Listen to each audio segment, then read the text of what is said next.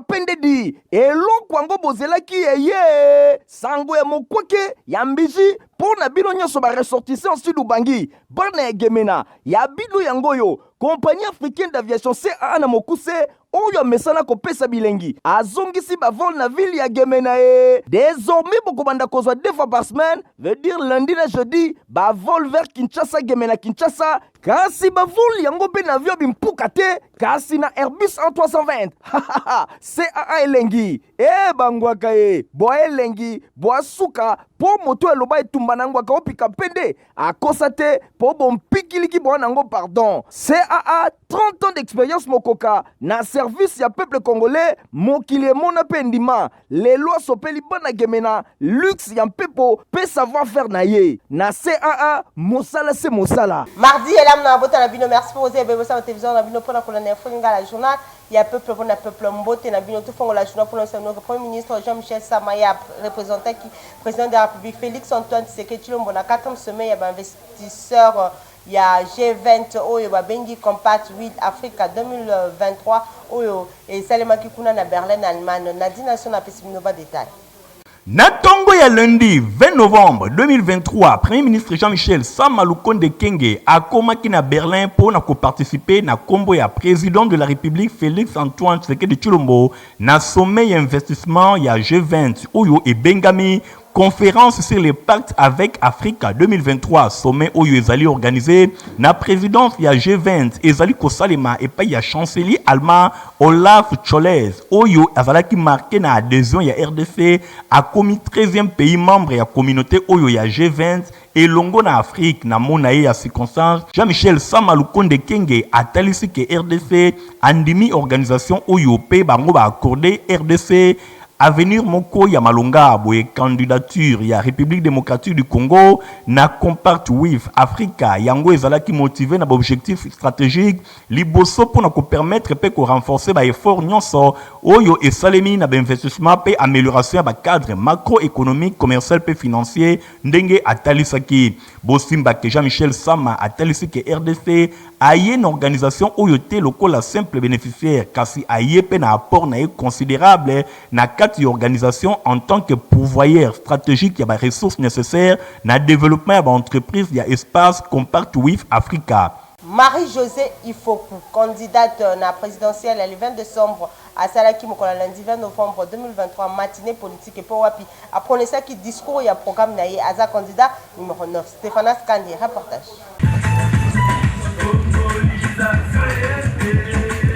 Azali candidate numéro 9 na course na présidentielle il y a le 20 décembre 2023 Marie-Josée Ifoku Mputa Mpunga fondatrice ya vision ya renaissance ya RDC depuis 2018 pe ya rupture ya système ya prédation nanzela ya Kombo azalaki na esengo ya ko se présenter liboso ya public na ye ke mikolo eleki autaki kozala ordonné ministre ya évangile ya Jésus-Christ atalisaki ndenge nini depuis 1885 tilelo système ya prédation nanu etiki RDCT population congolaise bazali kaka kolela alors que bakonzi na bango bapona pe bavandisa ba système oyo bango moko kaka nde se retrouvaka insécurité ezali koumela na coin ebele ya mboka tilelo eteni mususu ya mabele ezali occupé na bapaya kasi soki peuple congolais bakopesa ye confiance kopona ye pour na ko diriger RDC akobanda nanu na diagnostic akoluka cohésion nationale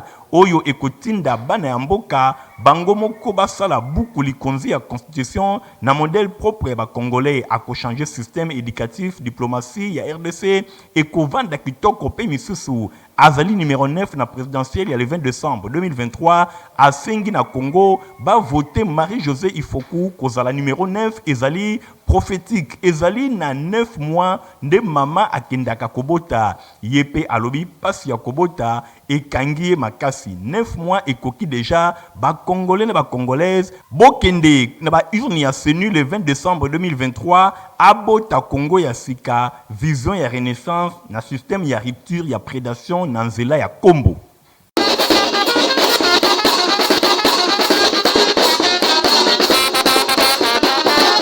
Mwana mboka Anissé Yombo Ranyama, communicateur à Zalaki na conférence de presse mokola lundi 20 novembre pour na kota de sa soutien na ye na candidat numéro 20 Félix Antoine Tshisekedi Tshilombo. Sur place, témoin événement Igor Tingi.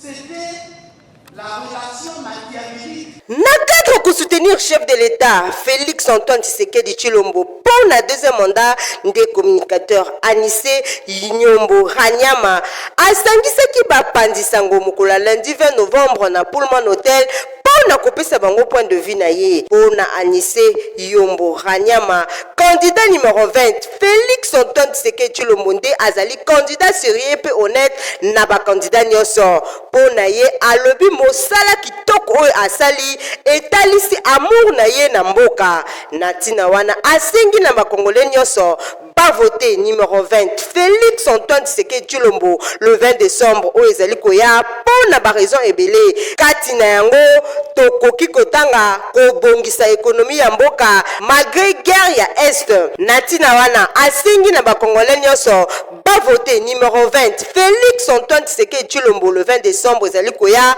pour na ba raison ebele kati na yango tokoki kotanga kobongisa mboka na makambo oyo etali ekonomi malgré guerre na est pe crise mondiale oyo ezali kosalema na Ukraine alobi lisusu ke image ya mboka sur le plan international ebongi azali kotia kimia na est ya mboka na biso atangaki lisusu likambo ya gratuité ya enseignement pe gratuité ya maternité lutte contre corruption pour na kotanga kaka wana abosanaki te programme ya développement local ya 145 territoires natina wana mwana mboka Anissé Yombo Ranyama asengi na bakongole nyonso soki balingi émergence ya République démocratique du Congo unité pe bonheur ya bakongole nyonso esika nyonso ozali candidat le plus populaire ezali bongo Félix Antoine Tshisekedi Tshilombo candidat numéro 20 oyo selon Anissé Yombo Ranyama akobattre bakandidat pe baadversaire na ye mosusu. Honorable Lebe Mupia aza kusala ba œuvre ndenge na ndenge pour na bana ya funa aza kusenga lisusu na population ya funa ba pesa lisusu confiance aza candidat na députation nationale ya funa numéro 607 p provincial ya Kalamu numéro 117 Dombe de Longwanza reportage na balekte nanga nyonso funa bo voter ngai honorable Lebe Mupia Florent Bibi Play nazala molobeli na bino na ba institution nyonso ya mboka numéro na ngai ezali 607 pour la députation nationale mpe 117 pour la députation provinciale natondi bino botondi aza papa moko oyo abosanaka bato te banda kende abosanaka te azonga adresse na ye eyebani donc aza mutu moko te akoki kokende abosanaka biso bamama ya ndimba boma te ezala liwa ezala malade ezala nini soki ayoki kaka mutu akufi na ndimba boma papa Lebe abosanaka biso te ngai nakovote mutu mosusu te bana ndimba boma bavote papa Lebe banda baburgomestre nyonso bakotaka na banda lawa burgomestre moko alesa bato ya commune ndenge papa Lebe alesa bato na commune ya Bandale te siko aza na numéro 607 population Bandalunga bayokanga bien boyebi honorable Lebe Mupia Flora bien azali mutu asali ba œuvre mingi na kata Bandalungwa awa commune oyo ezalaki polele tango ya akoti atongi clôture tala kaka bakata bureau Lebe asali oyo nyonso baide na ye aza moto moko atwa bavoi na Bandalunga soki tolobi tobanda tanga bolamu ya Lebe tokoriske tolala nzela ya kolanda nde yango oyo papa Lebe asali biso bolamu mingi na kati ya commune ya Bandale awa malewa nanga bonde aza bakutanga na osala so na kwei omona bato ya commune bale biloko ya ye afuti mambo akobengana na totikala koyoka ngo nalela koti na moya lelo nzamba pa bololeka tofandi na ye plus de 45 ans awa na Kimbangu azosunga biso na makambo ebele o biso tokoki kobosana ata mokolo moko te papa oyo azosalela biso bapont oyo ezopermettre biso to traverser de l'autre bord okotala boye moyen koleka eza te mais papa asungi biso et puis papa oyo azopesela biso bana bamatériel didactique na baekole azokota na baekole par-ci par-là mpona kopesa bana bamatériel mpo bana biso bayeba kotanga bayeba kokoma papa oyo atikaka biso te tobengaka ye l'homme social aza toujours pene ya population na ye atiki population na ye ata mokolo moko te biso nyonso bamama chaque le 8 mars tolataka bilamba ya papa oyo tokobosanaka ye ata mokolo moko te mpo na bolamu na ye yango wana nazosenga na bino bamama bajeune ya funa ya kimbangu bopesa papa oyo maboko nimero na ye na national eza 607 na provincial eza 117 topesa ye maboko papa lebe papa lebe numéro 607 tovote papa lebe mupia molobela makala funa Mike Nyakero Mandenge, candidat député national numéro 709 pour na Lukunga a participé qui la dimanche 19 novembre na stade des Martyrs pour le lancement et accompagne le chef de l'État. Héritier m'a puni bas détail. Dimanche 19 novembre 2023, stade de martyrs de la Pentecôte et Tondaki na Batunandenge à Kosakanate. Rendez-vous ezalaki semoko, lancement et campagne chef de l'État, candidat numéro 20 pour la présidentielle le 20 décembre ezalikoya Félix Antoine Tshisekedi Tshilombo oyo abengaka Fachu Béton. Parmi Batuba mobilisaki population et Sengeli Kotanga, Mike Nyakeru, Madenge, Oyo Azali Bongo, candidat pour la députation nationale pour la circonscription électorale ya Lukunga. Ye Azali Bongo numéro 709, ye aligné derrière vision ya chef de l'État Félix Antoine Tshisekedi Tshilombo pour azwa deuxième mandat. Na micro ya Info Lingala, Mike Nyakeru Madenge asengi na population nyonso ya Lukunga ba pesa ye confiance na kovotaka ye massivement na l'élection ya le 20 décembre ezali koya ye moko candidat numéro 709 pe ba voter le soso chef de l'État Félix Antoine Tshisekedi Tshilombo candidat numéro 20. Nous allons accompagner le candidat jusqu'au bout. Et nous allons changer ce pays. Nous allons donner de la compétence. Nous, en tant que candidats, nous allons rétablir la confiance entre les dirigeants et leurs représentants. Nous allons pour bouter dehors toutes sortes d'incompétences, tout ce qui nous a retenus dans les bas-fonds depuis tant d'années.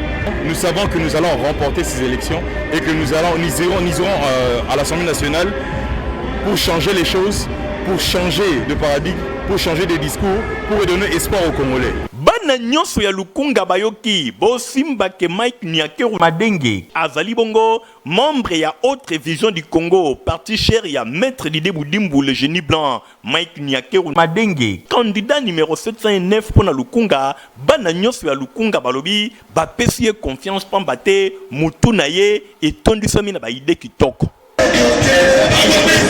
Maître Magloire Kassongo, candidat numéro 589 pour la circonscription électorale Yafuna, Azachua Kitoko pour le développement Yabana Funa Nyonso. Reportage.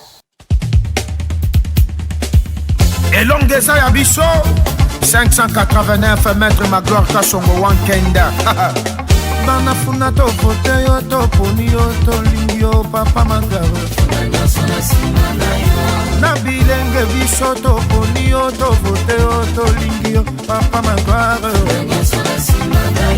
Ba papa ba mama bango ba poteyo ba ponio molebeli na biso na kacha funa. Papa Magaro to ponio 589 Bana Funa Kassongo Wankenda Magloire.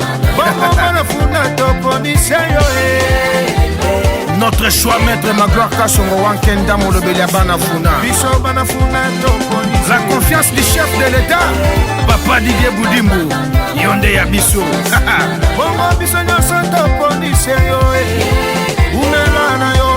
Papa social, Papa Yabana, Maboko Pembe.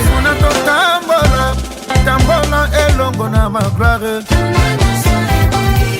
589 Kassongo Wankenda Magloire. Bana Funa, notre candidat est là. 706 Pona Bana Lukunga, Cédric Modianto. Moukwantombolo, Fachu Béton, numéro 20, candidat du peuple. Mohamed Wakaninga, Bissono Sonasima Fachu Béton. Nasima na 589 motema pembe likambo na moto te papa Magloire Kasongo wankenda na nsima na ye topesa ye chance. Il est notre candidat Maître Magloire Kasongo wankenda choix ya bana funa 589 Kasongo wankenda Magloire bana funa vote utile Mwamai Wakalinda Fati Beton le numéro 20 candidat du peuple 589 dans la funa est commis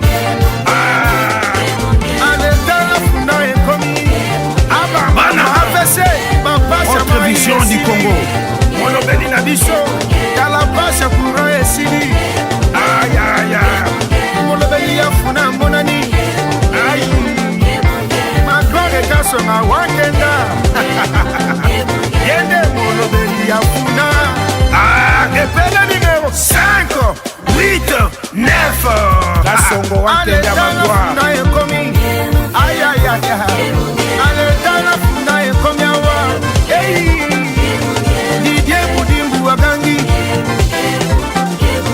Nana AVC Bagangyo Debus 589 Kasongo wankenda Magloire Makala Bubu Selembao Ngiri Ngiri Bandano Kasabubu Kalamu Bisonyoso Nasima Maître Magloire Kasongo wankenda vote utile papa Magloire numéro za semoko na funa 589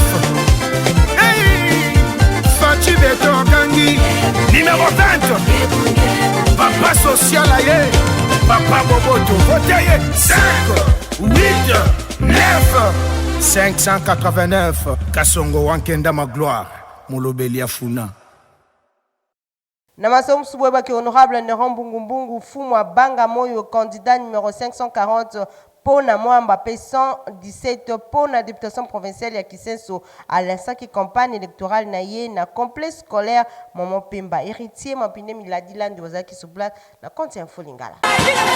Honorable Neron Bungumbungu, Fumwa Banga Moyo, candidat numéro 540 pour la députation nationale na district ya Funa, P117 pour la provinciale na commune ya Kisenso, à lansaki campagne na ye weekend eleki nyonso ebandaki na église paroisse CAC Lembagar epai wapi ezwami na commune ya Kisenso. Honorable Neron Mbungu lokola évangéliste itinérant pe mosali na Nzambe nyonso ebandaki na prière après avoir kozwa bénédiction ya basali na Nzambe pona kotika un mois ya campagne oyo na maboko na Nzambe. Après wana honorable Neron Mbungu elongola ba base na ye basalaki carnaval ya kafu kafu ndenge kaka bozali komwa na bilili. Numéro 540 pona district ya Moamba, P117 pona commune ya Kisenso. Rendez-vous ezalaki bongo na complexe scolaire Mama Pemba, école ya fondation Neron Mbungu epai wapi accueil moko chaleureux ezalaki réservé milulu oyo ezalaki organisé epai ya dynamique des anciens élèves ya établissement oyo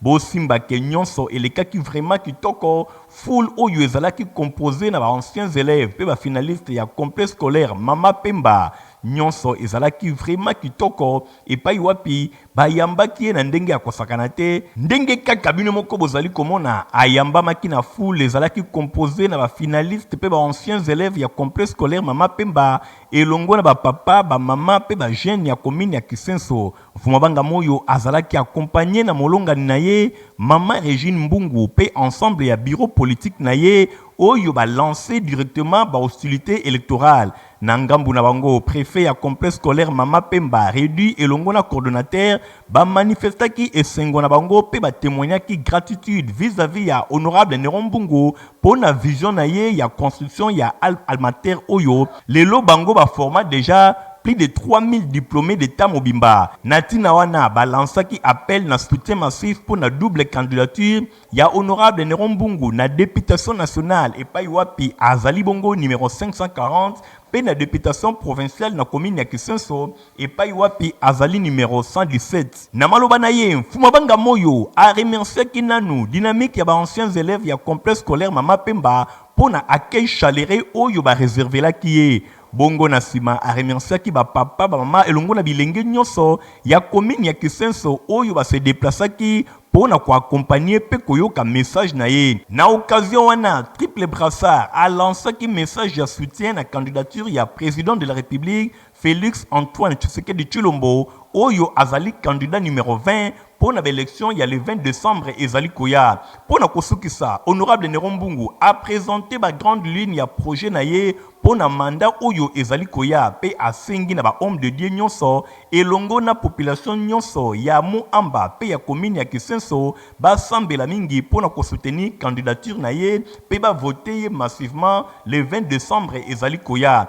Bosimbake honorable Nerombungu azali bongo candidat numéro 540 pour la députation nationale na Muamba pe 117 pour la députation provinciale na commune ya Kisenso. Bongo pour na kosukisa akendaki ko inaugurer quartier général na ye et pa wapi akobanda koyamba désormais bato nyonso pe ba délégation nyonso pendant période ya campagne électorale.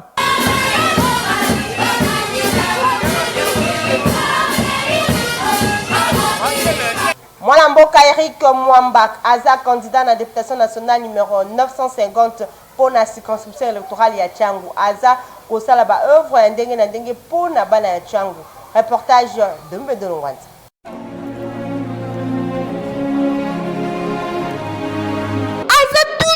Pene ya population na ye, l'homme aux actions concrètes, Eric Mwamba, azali candidat na députation nationale pour la circonscription électorale ya Tchangu. Numéro 950. Ba œuvre na ye, eza kotalisa bolingo na ye, na base na ye, ndeti awa. Asunga ki population pour na masolo o etali pont. Ki parate, mais yo do sala, ça peut pas faire le papier.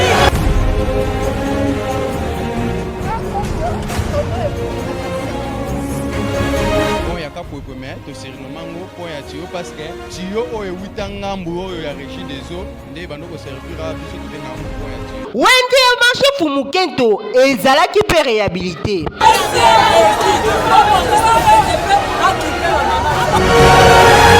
atongaki ba centre pour la population na ye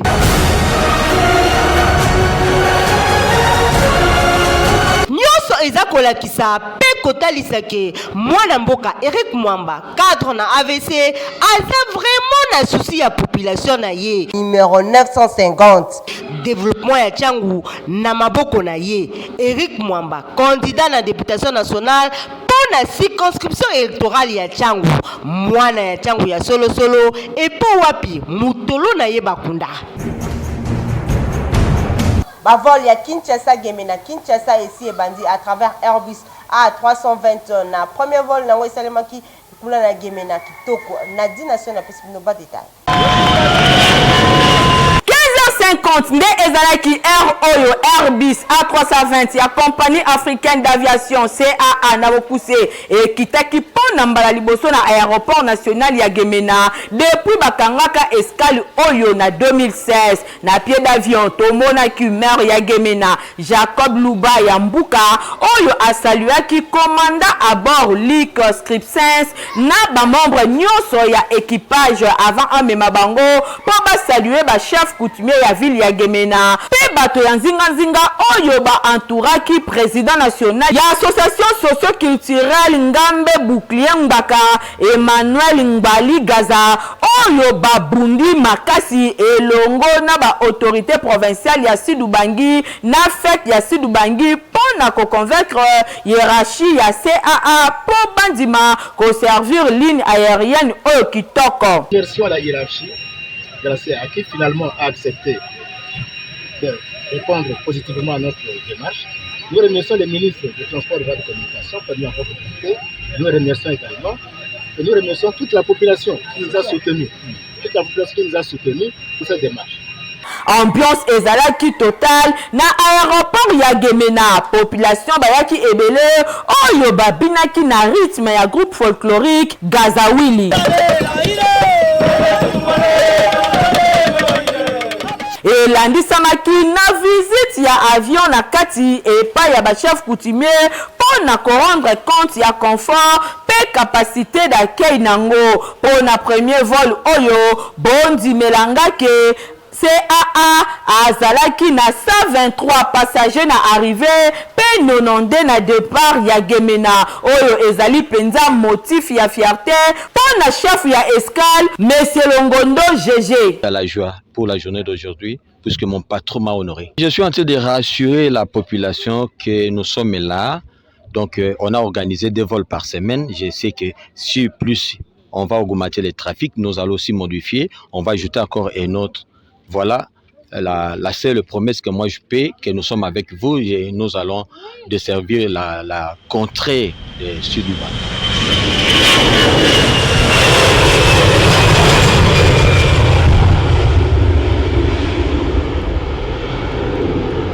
olingi olata sapato ya qualité pe ya kitoko na ba moment ya ba fête oyeba ke place à surtout eza na 7e rue Limité Petit Boulevard Papa Griffe azawana po na bino papa sinangai eutako apio olingaka basapato kitoko olingaka mokoto ya malonga oyo ekobimisa yo propre liboso ya bato nyonso esika eza se moko na 7e rue na commune ya Limité na place commerciale na Petit Boulevard tala malamu yeyo collègue ya bato nyonso basalaka basapato minene na mikili ya poto basapato ya kitoko oyo bino boyebi yeyo ye moko ayebi mosala na ndenge akosakana te bato nyonso bayebi collègue ya Jimmy Weston azali kosala koto na ndenge akosakana te nayebi ke chef de l'état Fachi Beton oyebi nga na kombo oyebi nga na elongi oyebi nga na musala.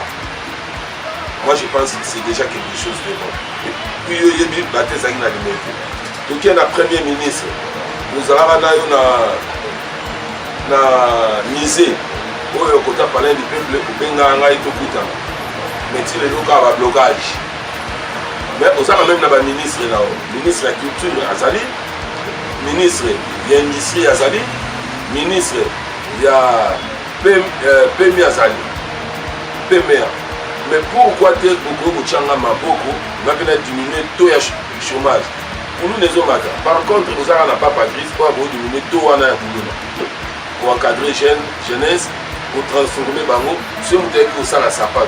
Est-ce que on a besoin de ça pour nous? Je ne pense pas. Automatiquement, Aoluka, Azala, responsable pour qu'il y ait des familles. Mais pourquoi?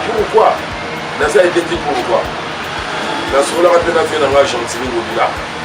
Oui, adjoint les alliés chez Goko Moulumba, fils gouverneur Gentini Mobila. Nous avons même bonne foi. Alors, Ngamoua, mais Bangati n'est pas chef de l'État.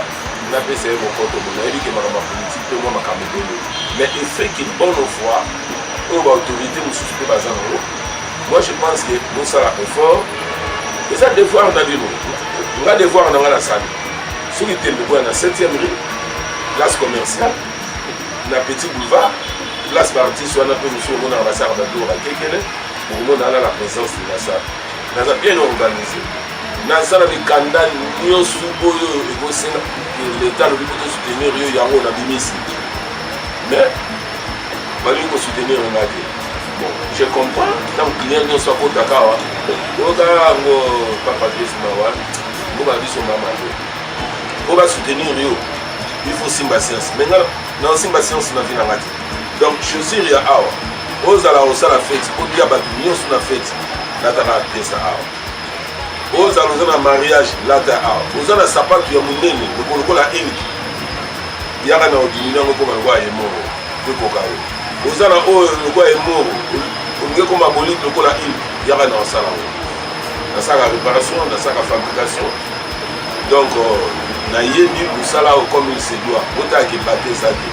Oyoki adresse ezase moko na 7e rue Petit Boulevard na commune ya Limité et pa wapi ba chaussure ba sandal ba mapapa ezali kosalema na ndenge ya kosakana te soki okoti awa obosani Italie libela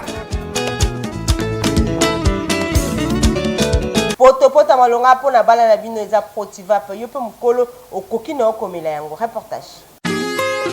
Une génération à une autre choix ya potopoto diaming et tikali na top. Ngai nakolisa bana na ngai na diaming. Bana na ngai pe bazali kokolisa oyo ya bango bakoko na ngai kaka na diaming. Diaming ezali potopoto ya kitoko pe elengi esalemi na bana ya mboka. Consommons congolais.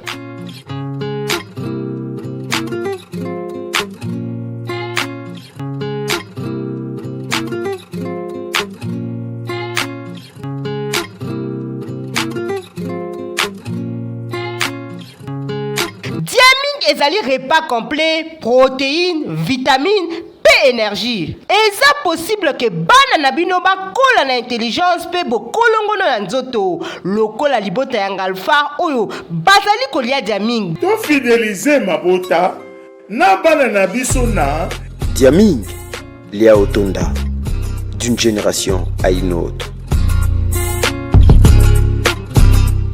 Bozalaki ebele po na kolanda info lingala journal ya peuple pour la peuple ceux qui vous s'appellent qui ça merci Naigor Tingi Matomi Nazaki na sima ya caméra concours rédactionnel ya Nadina Sona Muyala héritier Mapine Mias par Zaki journal au montage sima ke pa ya Fabrice Lundombi ngala bino topsani rendez-vous nikolozali ko ya au revoir. CAA ai etumba na ngwaka opika pendedi eloko yango bozelaki yeye sango ya mokwake ya mbiji pona bino nyonso ba ressortissant sud ubangi bana ya gemena ya bino yango yo compagnie africaine d'aviation CAA na mokuse oyo mesana kopesa bilengi azongisi ba vol na ville ya gemena désormais bokobanda kozwa 2 fois par semaine veut dire lundi na jeudi ba vol vers Kinshasa gemena Kinshasa kasi ba vol yango pe na avion bimpuka te kasi na Airbus A320 CAA elengi bangwaka bo elengi bo asuka po moto eloba etumba na ngwaka opika pende akosa te po bompikiliki bo nango pardon. CAA 30 ans d'expérience mokoka na service ya peuple congolais mokili mona pendima les lois sopeli bana gemena luxe ya mpepo pe savoir faire na ye na CAA mosala se mosala.